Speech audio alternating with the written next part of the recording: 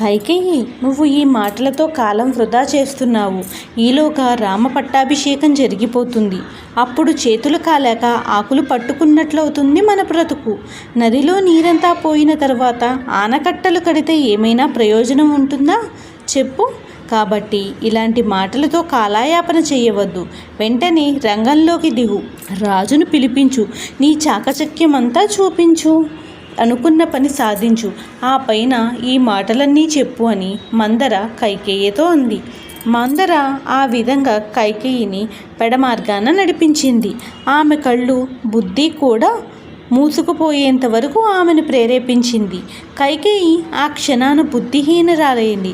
తన అందమైన ముఖానికి వన్నె తెచ్చిపెట్టే ఎంతో విలువైన ఆభరణాలన్నీ తీసి అవతల పారేసింది.